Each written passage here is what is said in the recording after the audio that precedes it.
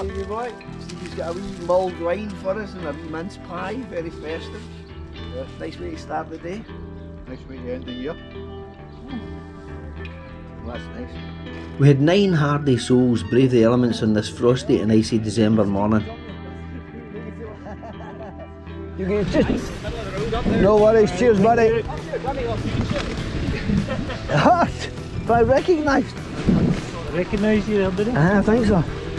That's Dougie from YouTube. Today we welcome along Dandy and his belt-driven gravel commuter and Jim from Cumbernauld, who are both out with us for the first time. Ian Ezzy also joined us. It's been a while since we've seen Ian, but he hauled himself out of bed after a few peaty whiskies last night and joined the Sunday congregation. Stevie P and Graham had also made the effort, and it was good to see Malky out again. It's been a while, big man. Stevie and Johnson proved gluttons for punishment and helped make up the team sheet.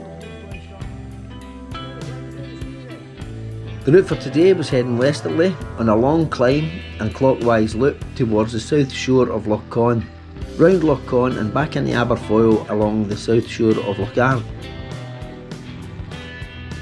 The gravel was mostly crispy but ice free, although there were the occasional patches to be wary of.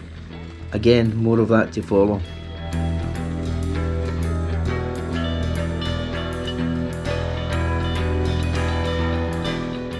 We had been advised that there were some logging operations going on around Loch Chon, but we were hopeful that we'd be able to get past them. See that snow on it, doesn't it, Frost? Thank you. If you're enjoying this video, please give it a like and consider subscribing to the channel.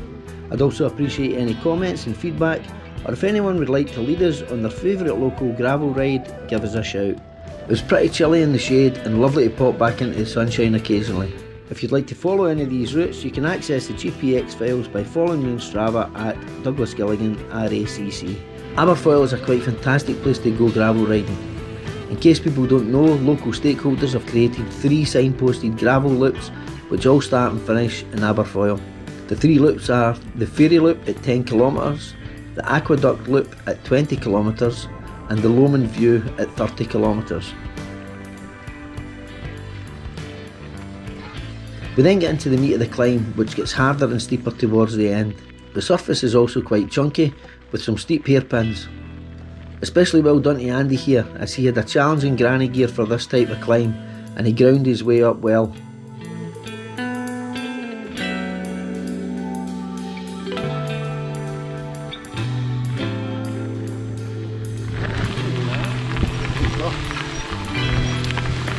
Well done, lads. Towards the top of the climb, I put the drone up and captured the lads starting their descent on the other side of the waterfall.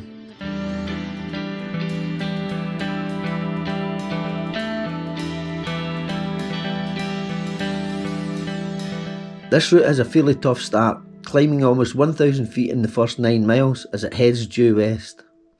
The next 5 miles or so are mostly downhill, followed by 6 miles which are fairly rolling round Loch Chon. The 3 mile road section is a nice gentle descent, then there's a wee climb to take you above Loch, and from there you have 300 feet to play with as you drop back into Aberfoyle, which is always a nice situation to be in.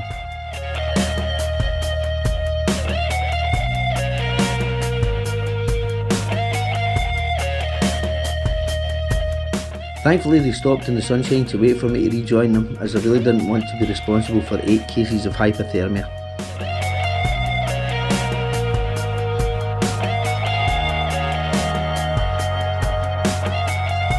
This descent is a pretty bumpy one with chunky gravel, but there are some lovely views down the valley. There was also one particularly icy section where there was some frozen water runoff, which we had to pay some respect to.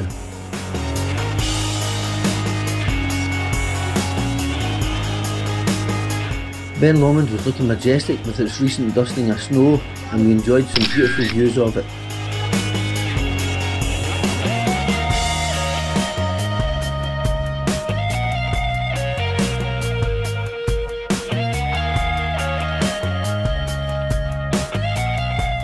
This bridge was looking rather treacherous, so we decided to dismount and walk across it.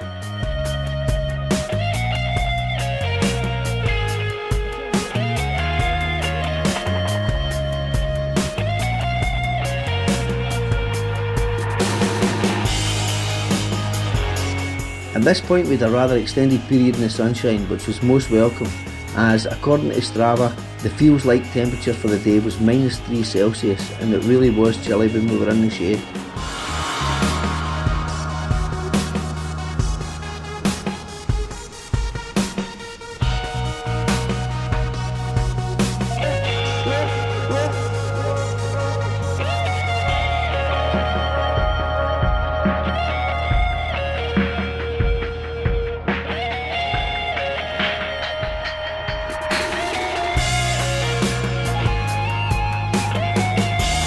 We then came across a logging site on the west shore of Loch, which we thought might prevent us from following our intended route. Thankfully we were able to cycle round the loch, and the smell of the newly felled timber was fantastic. For me, this section is probably my favourite and what is a quite spectacular route.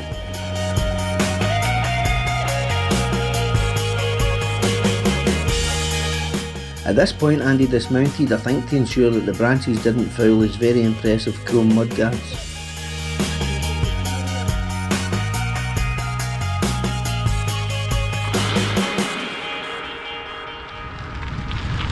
This is Loch.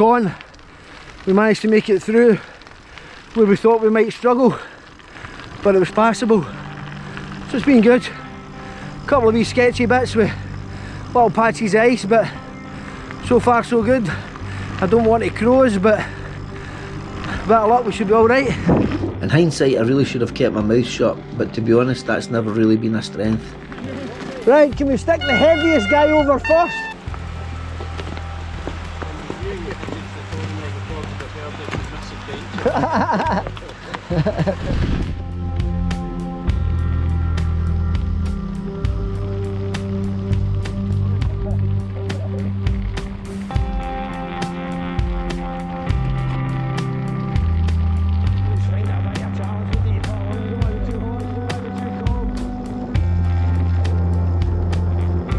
I decided to crack on in front of the lads and get the drone up to get some footage of Loch. I was probably going a little bit quick for the conditions and ended up hitting an icy patch and sliding along the gravel in my arse, much to the detriment of both my arse, my knee and my new leggings. Those of a nervous disposition, please look away now.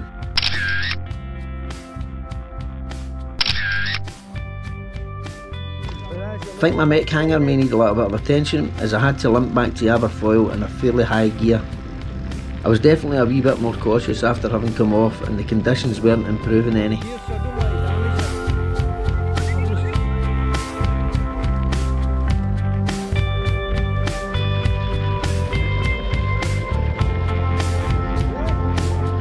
Thankfully by this point we'd done the majority of the climbing for the day, and only had to push the bike for 50 yards or so, as I didn't want to do it any more damage.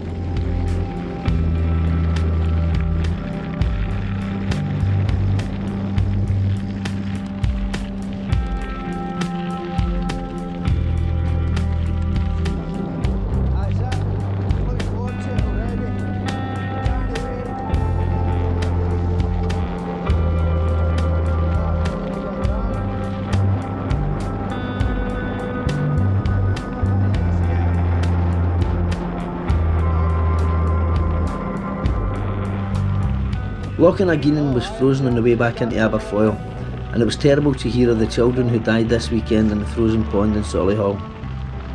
My thoughts are with their families. That is frozen too, isn't it?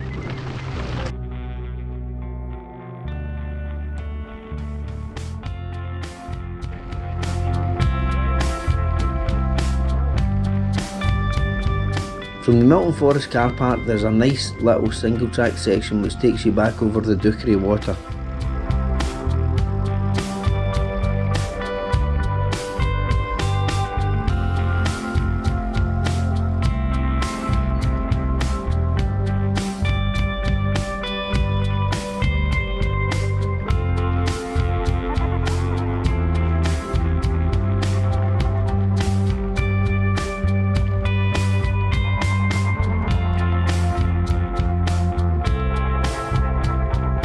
We had an excellent day with some beautiful scenery.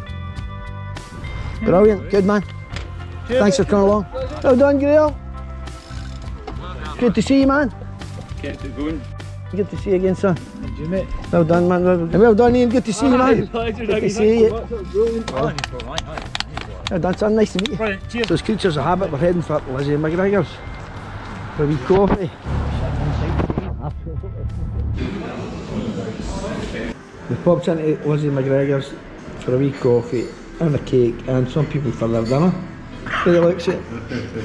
Fair believe it. The cafe was a nice way to finish the day, and thanks to all the lads for braving the chilly conditions. And the ride by the numbers, we covered 28 lumpy miles with 3,100 feet of climbing.